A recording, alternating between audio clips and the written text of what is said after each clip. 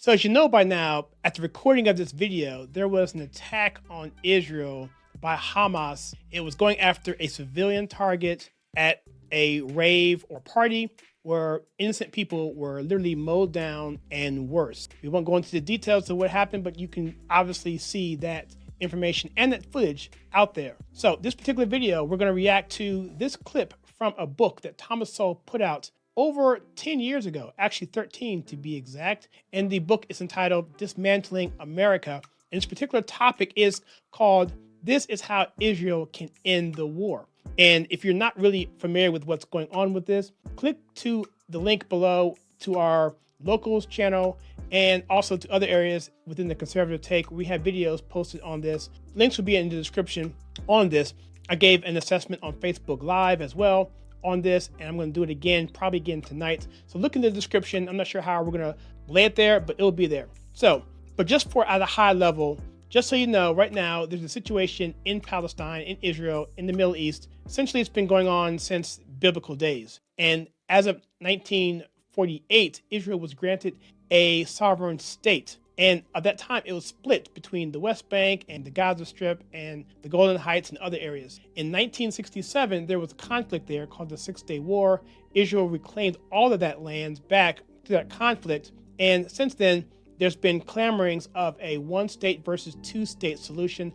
I'll go over it pretty quickly here before we go into this reaction. The one-state solution is essentially Israel is a sovereign nation and Palestinians are a province of a sovereign Israel. And so it would be a one-state solution where Israel is the main body, sovereign body, and Palestine would be a subsection or a regional block within Israel. And that would be that. The two-state solution is a solution where Palestine and Israel have two separate sovereign states. They would share the East Jerusalem, they would share the capital, and the properties over in Gaza and in the West Bank would go over to Palestine, and that would be that. The West is in favor of the one-state solution, and everyone else, for the most part, is in favor of the two-state solution. And that's kind of how this whole thing plays out. So let's take a look at this particular video clip here with Thomas Sowell dealing with how this Israel war can end. No phrase represents more of a triumph of hope over experience than the phrase Middle East peace process.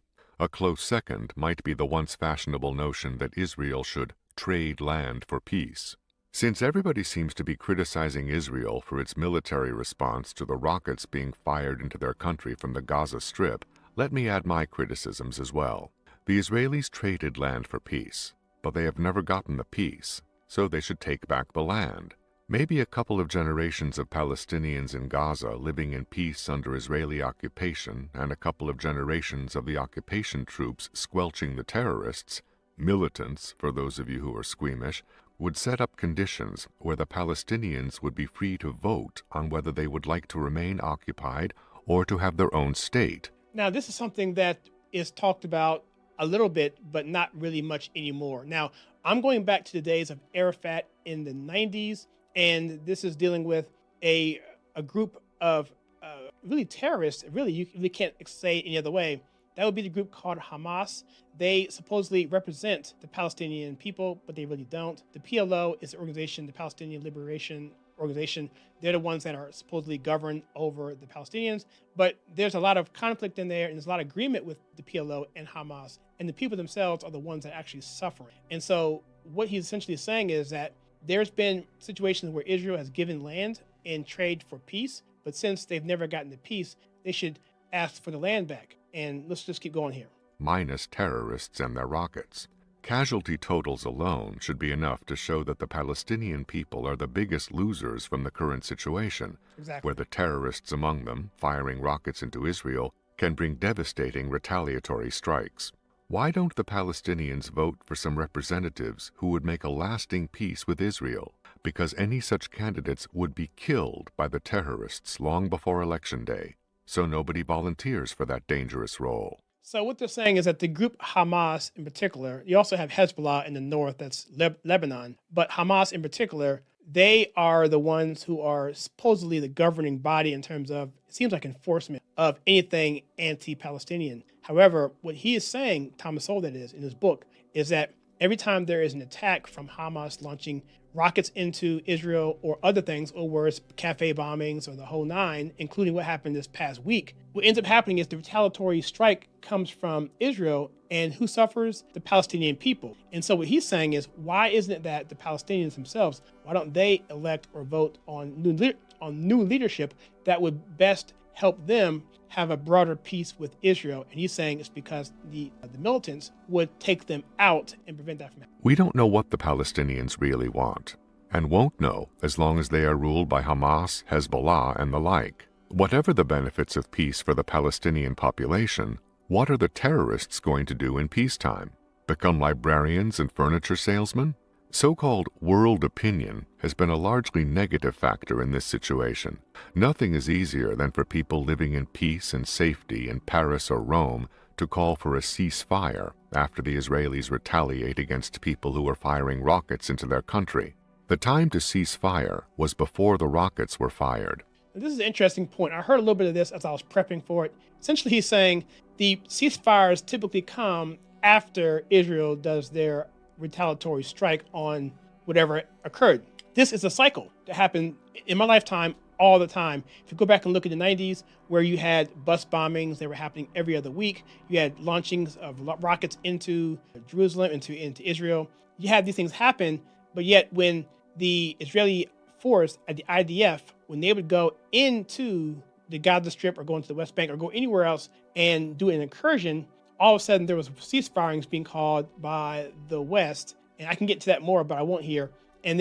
But Thomas Sowell was saying, look, the ceasefire should have happened prior to that. Why isn't anyone enforcing the ceasefiring from Hamas and those people breaking those ceasefire attempts? What do calls for ceasefire and negotiations do? They lower the price of launching attacks. This is true not only in the Middle East, but in other parts of the world as well. During the Vietnam War, when American clergymen were crying out, "Stop the bombing," they paid little attention to the fact that bombing pauses made it easier for North Vietnam to move more ammunition into South Vietnam to kill both South Vietnamese and Americans. After Argentina invaded the Falkland Islands, if British Prime Minister Margaret Thatcher had heeded calls for a ceasefire, that would have simply lowered the price to be paid by the Argentine government for their invasion. Go back 100 years, before there was the United Nations, and before world opinion. So let's just stop there real quickly. So essentially, ceasefiring after Israel does its initial retaliatory strike does nothing but help the people that started the conflict to begin with. He mentioned about Vietnam and about Margaret Thatcher and the Falkland Islands and Great Britain going down there and doing their thing there. So the ceasefiring thing definitely doesn't seem to be a very effective call, and there should be more enforcement pre-attack to enforce that and to hold people accountable for breaking said ceasefires. Opinion was taken into account. An Argentine invasion of the Falkland Islands at that time would have risked not only a British counterattack to retake the islands, but also British attacks on Argentina itself. Anywhere in the world, attacks such as those on Israel today would not only have risked retaliation, but invasion and annihilation of the government that launched those attacks. Today, so-called world opinion not only limits the price to be paid for aggression or terrorism, it has even led to the self-indulgence of third parties talking pretty talk about limiting the response of those who are attacked to what is proportionate. I'm going to tell you exactly why when it's over. So stick to the end of this video. I'm going to tell you exactly why the world comes out against the retaliatory attacks from Israel, in particular the ones that's happening right now in the Gaza Strip, where Israel is pretty much turning it into a parking lot. By this reasoning, we should not have declared war on Japan for bombing Pearl Harbor. We should have gone over to Japan, bombed one of their harbors, and let it go at that. Does anyone imagine that this would have led to Japan's becoming as peaceful today as it has become after Hiroshima and Nagasaki? Or is the real agenda to engage in moral preening from a safe distance and at somebody else's expense? Those who think negotiations are a magic answer seem not to understand that when A wants to annihilate B, this is not an issue that can be resolved amicably around a conference table. All right, so those are really good points there. Let me just go back and see what he says about that thing in terms of the annihilation of Jerusalem. The premise of Hezbollah and Hamas in these areas, these groups, their minimum requirement is the destruction of Israel. So at that point in time, from Israel's standpoint, there is no negotiating period because you can't give any concessions because their least concession means your own destruction. So that's off the table. But here's the reason why these groups, like particularly in the West, I'm sorry, not in the West, but particularly in the East, in the Middle East and everywhere else, Turkey, you have China and Russia, these areas here, why they want us to limit our response with a retaliatory strike in Gaza, for example, we'll use this for example, is because they're looking at it from a two-state solution. If you have a two-state solution mindset that you think one day in the future that there will be a sovereign Palestinian state, well then you're going to limit any kind of response to that because you don't want to turn that potential sovereign state into a parking lot. And so they're always going to want to take that particular approach and say, hey,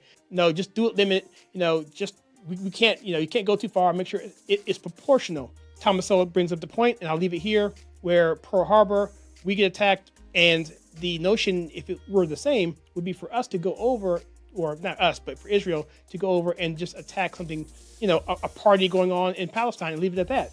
But what Thomas Sowell is suggesting, and I agree with him, is that overwhelming force is what ended the conflict and established peace. In fact, a very peaceful Japan. Thomas Sowell did a talk on how to end a riot effectively. I'll leave a link to that video. We did a reaction to that as well a couple years ago. And that is an incredible example of what happened in the 60s, where you had two types of riots that happened and two types of ways to end that particular riot and which one was successful and why.